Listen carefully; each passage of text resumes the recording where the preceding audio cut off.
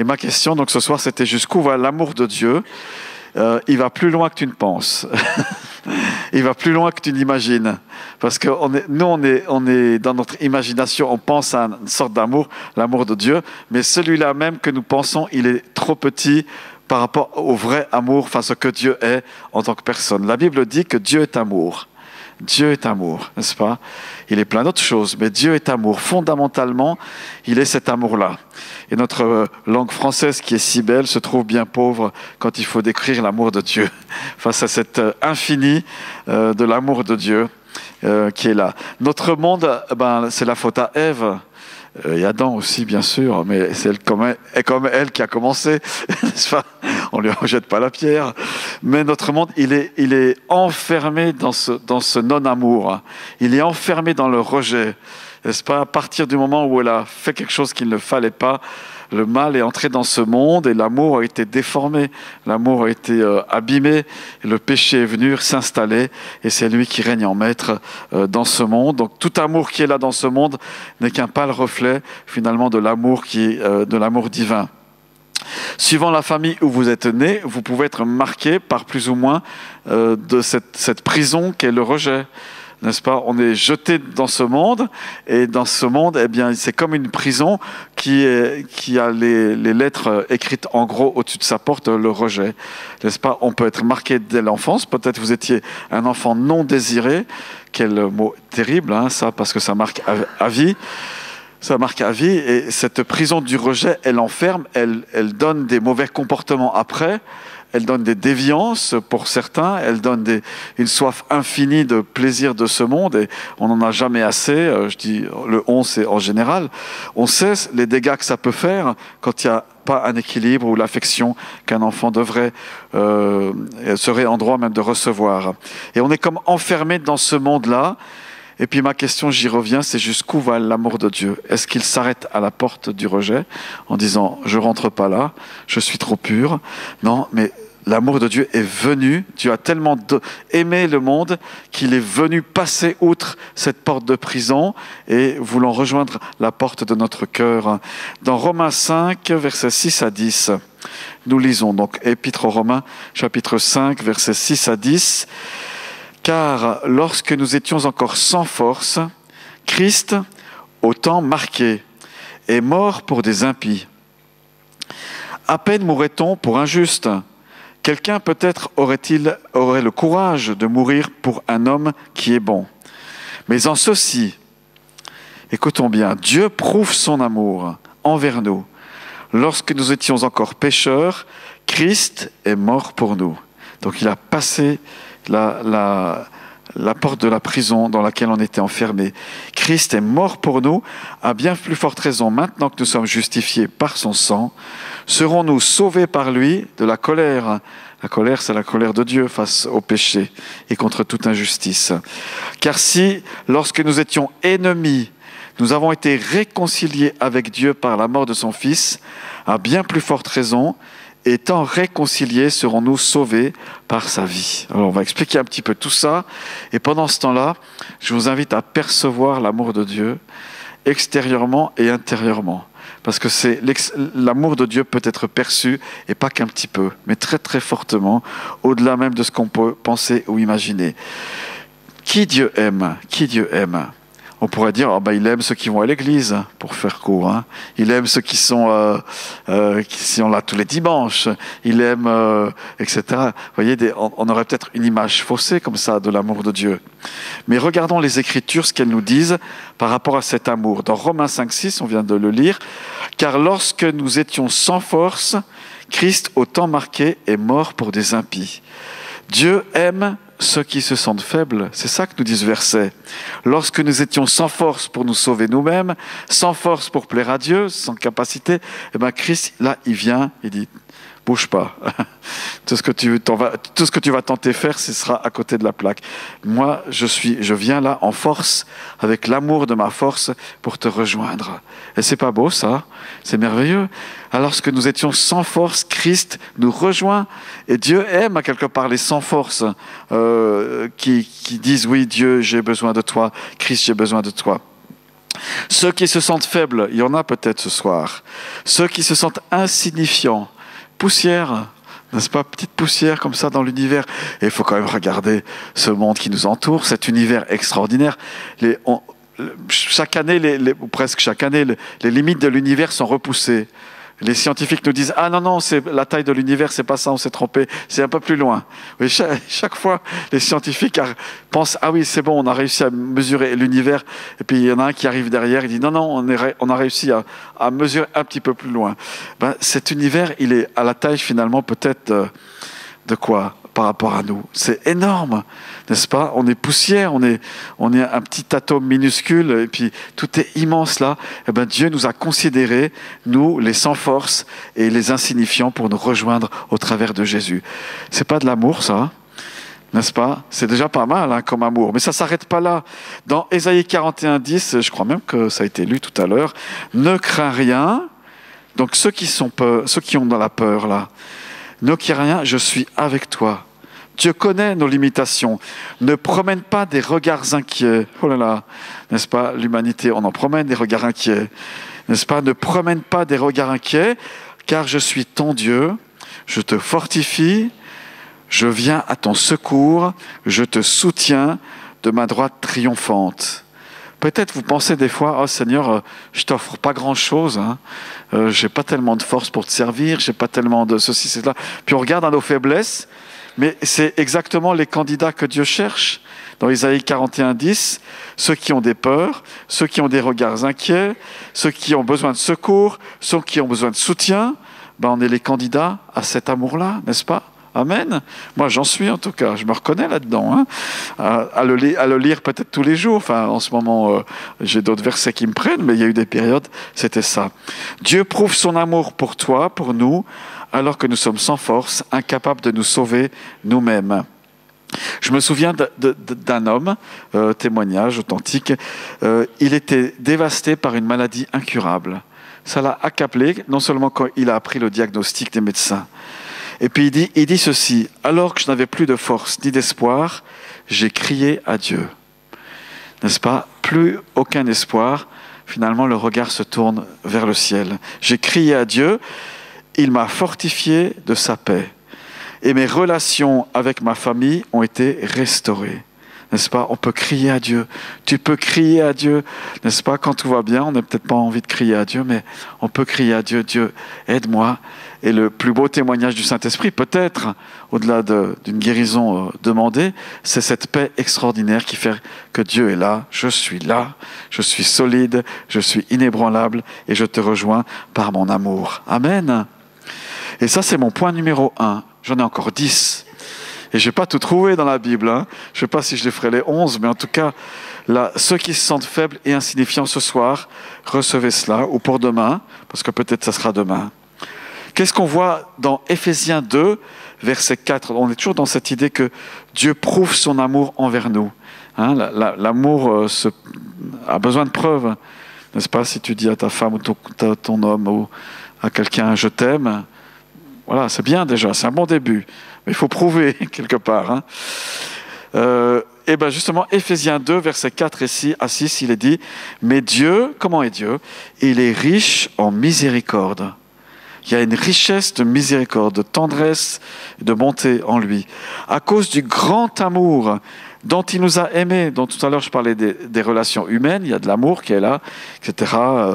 On peut avoir un ado qui va dire « Ah, il est trop bien ce chanteur, elle est trop bien cette chanteuse, etc. » C'est une forme d'affection quelque part. Eh bien, Dieu est plus grand que cela et il dit « À cause du grand amour dont il nous a aimés. » Est-ce que tu peux dire après moi, Dieu m'aime du grand amour? D'un grand amour, avec un A majuscule. Amen, n'est-ce pas? Ça, c'est le grand amour. Regardez, nous qui étions morts, on était morts spirituellement par nos offenses, par nos péchés. N'est-ce pas? Le moindre péché entraîne la mort, dit la Bible. Le salaire du péché, c'est la mort. Donc, la Bible ne banalise pas le péché. Elle le souligne même.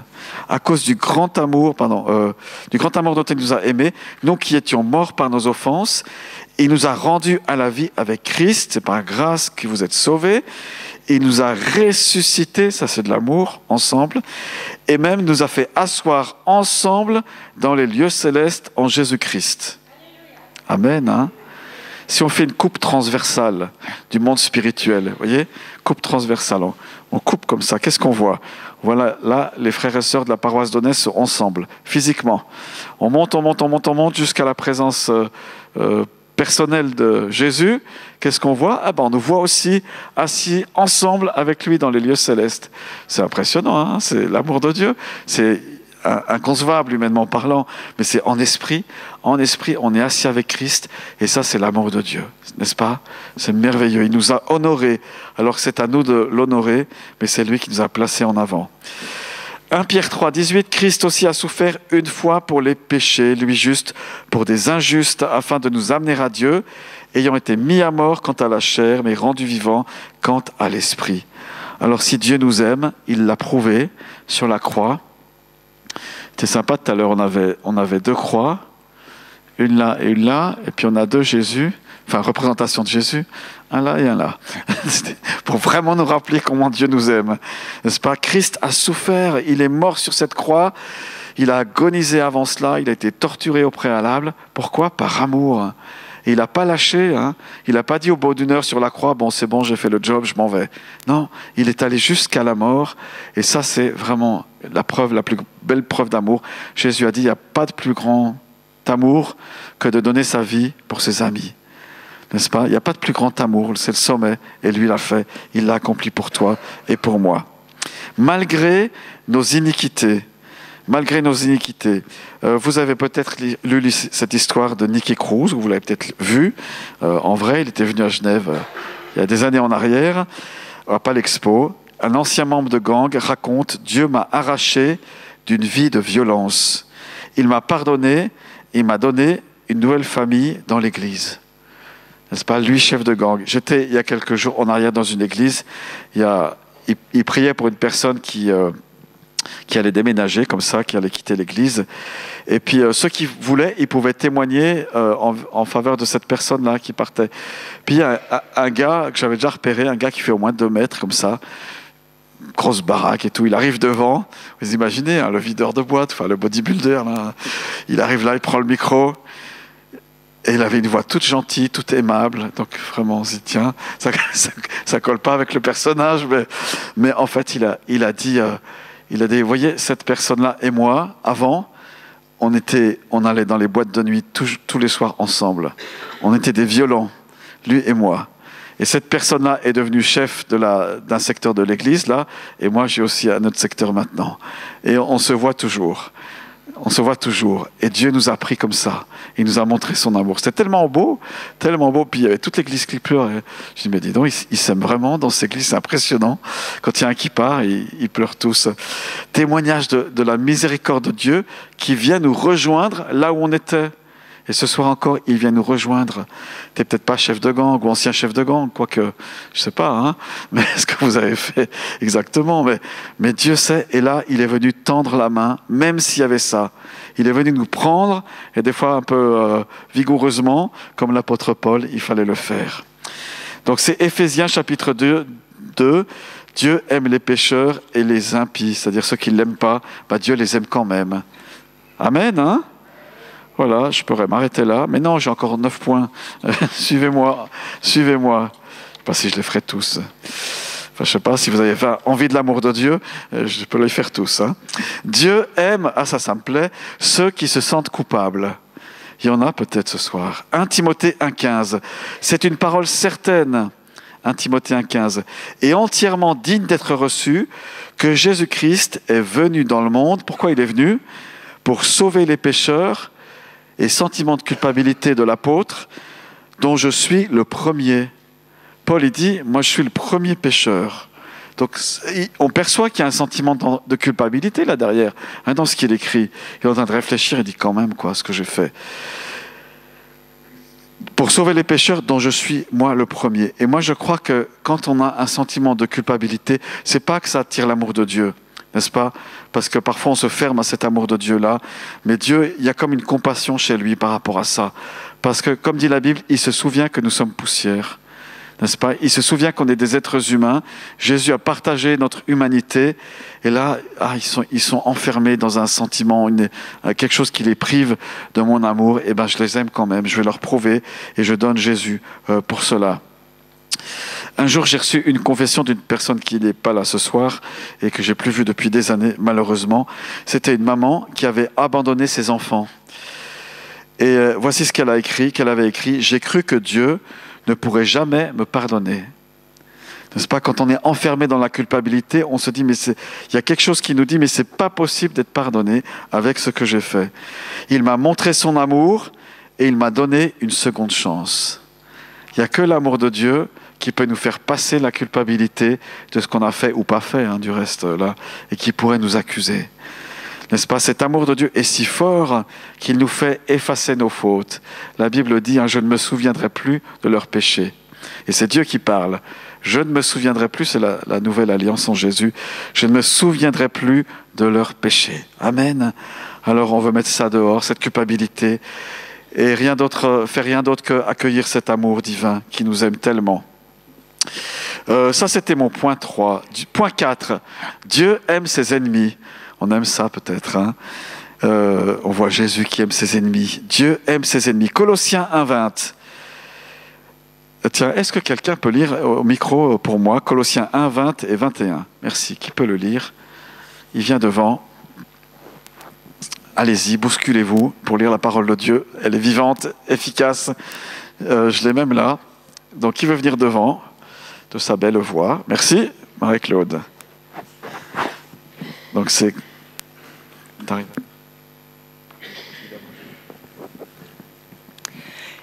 Il a voulu par Christ réconcilier tout avec lui-même, tant ce qui est sur la terre que ce qui est dans les cieux, en faisant la paix par lui, par le sang de sa croix. Vous qui étiez autrefois étrangers et ennemis par vos pensées et par vos mauvaises œuvres, il vous a maintenant réconciliés.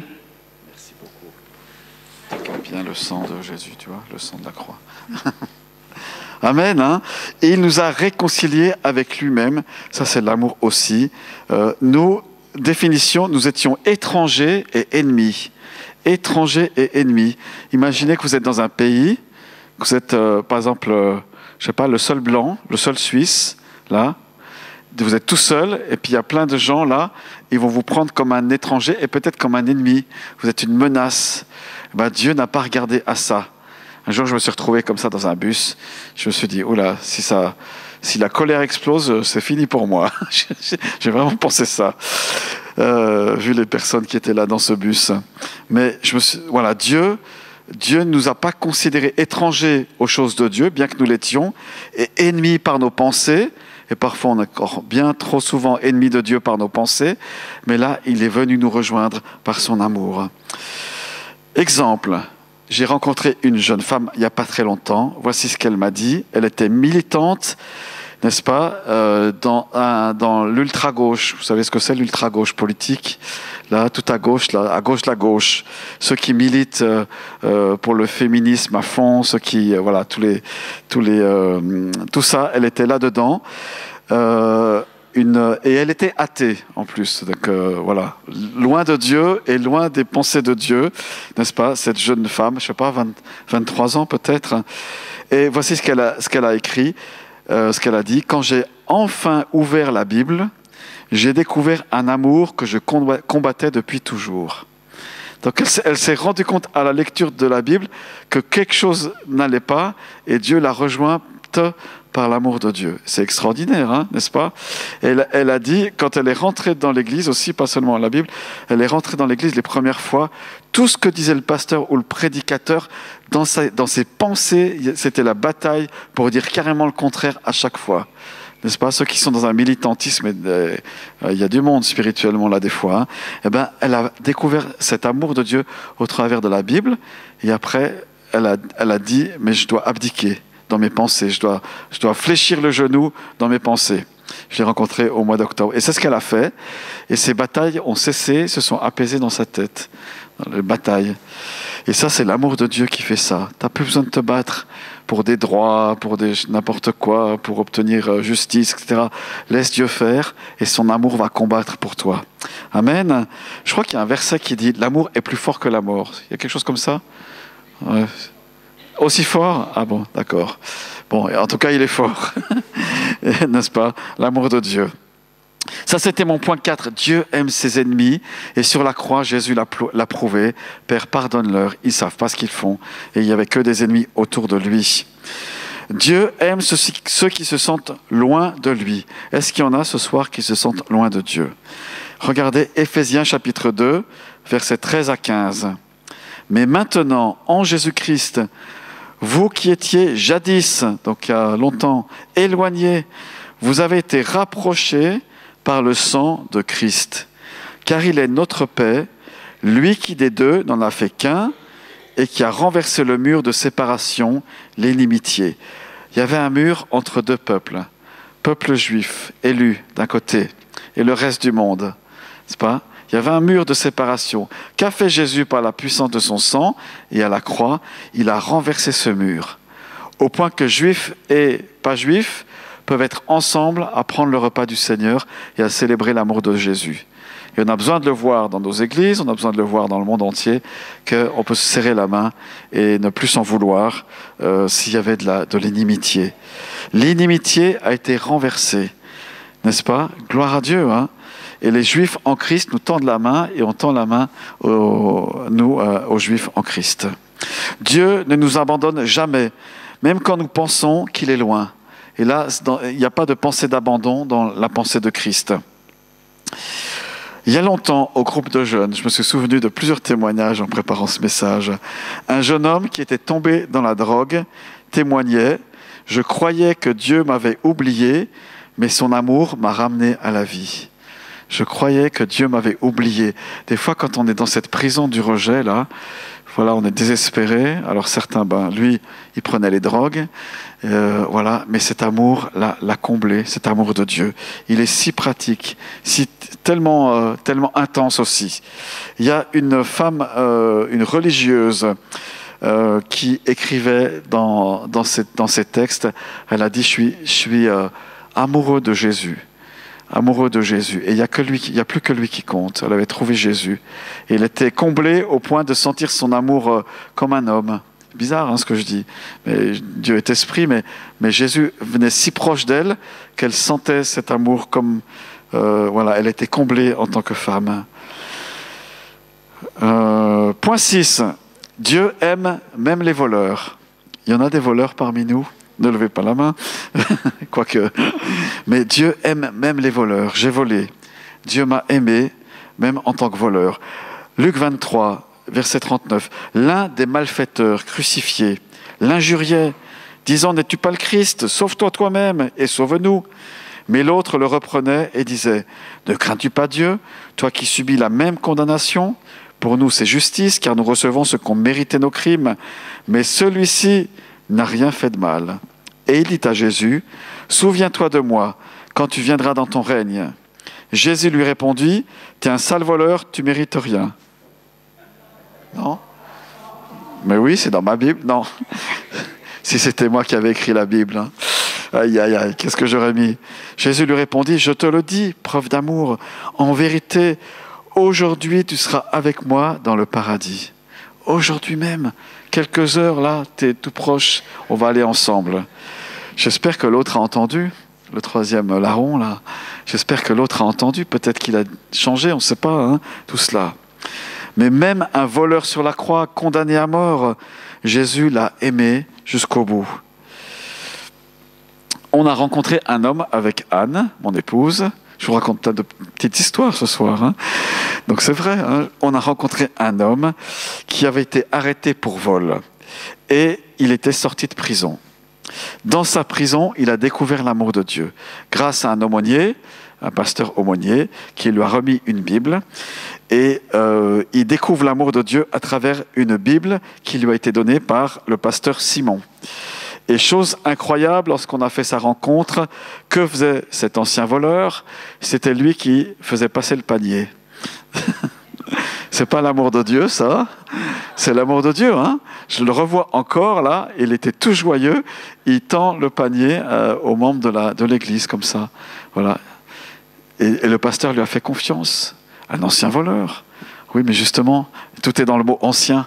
Parce qu'il a changé de vie et il s'est converti dans sa prison. Et il avait tellement un bon témoignage, ce jeune homme-là, tellement un bon témoignage, il était toujours levé à l'heure, toujours avec les gardiens, il recevait des honneurs des gardiens et tout ça, parce que sa vie avait changé complètement. Ça, c'est l'amour de Dieu qui est capable de changer le voleur en homme honnête. Et voilà, il était sorti de sa prison, il servait le Seigneur dans l'église, dans ce qu'il pouvait faire. C'est un peu notre brigand sur la croix qu'on retrouvera au ciel parce qu'il a reçu l'amour de Jésus. Point 7, allez j'avance. Dieu aime ceux qui ont blasphémé contre lui. 1 Timothée 1,12. Je rends grâce à celui qui m'a fortifié, à Jésus-Christ notre Seigneur, de ce qu'il m'a jugé fidèle en m'établissant dans le ministère. Moi qui étais auparavant, qu'est-ce qu'était l'apôtre Paul qui écrit, et c'est peut-être toi ou moi, un blasphémateur, quelqu'un qui jurait tout le temps, qui blasphémait. Un persécuteur, c'est peut-être, c'est un des tout premiers persécuteurs de l'Église, de Jésus. Et un homme violent. Comment était Paul? Un violent, un persécuteur, un blasphémateur. Mais j'ai obtenu miséricorde. J'agissais par ignorance, dans l'incrédulité. Dieu pardonne à ceux qui se sont opposés à lui. Et nous en étions. Je ne sais pas votre parcours là, mais j'étais opposé à Dieu. Paul était opposé à Dieu, mais Dieu a fait miséricorde. Il l'a rejoint dans son caca, hein, excusez-moi du terme, quoi, dans ses horreurs. Il l'a rejoint là. Un homme qui ridiculait l'Église. Nous avons rencontré avec Anne un homme qui, avant de se convertir, il ridiculait l'Église. Ces chrétiens, vous avez entendu ça? Ils ont besoin d'une canne, ils ont besoin de Dieu. Dieu, c'est une canne pour eux, une béquille, etc. Il ridiculait l'Église. Mais il s'est converti et il a expérimenté l'amour de Dieu. Et a servi Dieu, a rattrapé le temps, comme dit la Bible, a racheté le temps. Il a racheté le temps. Amen. Gloire à Dieu. N'est-ce pas? On laisse passer les insultes, ceux qui se moquent, peu importe. Mais Dieu les aime quand même et on les bénit. Dieu aime ceux qui sont pauvres. Point 8. L'Esprit du Seigneur est sur moi pour annoncer une bonne nouvelle. À qui? Aux pauvres. Ah, qui sont les pauvres? Matthieu 5,3. Heureux les pauvres en esprit, car le royaume des cieux est à eux. Dieu donne une dignité et un héritage aux pauvres. Dieu donne une dignité et un héritage aux pauvres. Quand j'ai commencé ma première école biblique, j'étais super impressionné de voir tous les pasteurs qui étaient là. Je dis, mais quand même, lui, il prêche à des foules. Lui, il a une église, ça fait longtemps. Il a écrit des bouquins, tout ça. Et puis, un jour, à midi, au repas de midi, on mangeait les étudiants ensemble, voilà, comme d'habitude. Et puis j'arrive un peu tard et il n'y avait plus de place à ma table et j'étais forcé de me mettre à la table où il y avait tous les pasteurs, enfin plusieurs pasteurs. Et le directeur de l'école biblique, Jean Blanc, à l'époque, je dis, ah mince, je dois aller là-bas. Tout ça, j'étais tellement dans mes petits souliers. Puis j'ai quand même senti intérieurement le Seigneur qui me faisait comprendre quoi, que finalement, je pouvais manger avec eux, puisque je mangeais à la table du Seigneur. Il n'y avait pas de souci, il m'avait honoré quelque part. Hein. Et il nous a donné le titre d'enfant de Dieu, n'est-ce pas? Amen. Il nous a honorés. Il y a personne au-dessus. Enfin, bien sûr, il y a Jésus, il y a le Père, il y a le Saint-Esprit, mais on est juste en dessous, nous. Hein. Même les anges sont en dessous de nous, dans la dignité. Hein. C'est la Bible qui le montre, ça. Pourtant, pour les anges sont des messagers puissants, etc. Non, ils sont même en dessous de nous. Sans parler des anges déchus, là, ils sont tout en bas. Voilà. Jésus nous a élevés en dignité par son amour. témoignage. Vous avez peut-être lu ce livre, et c'est une femme qui était dans les cours bibliques de Réma.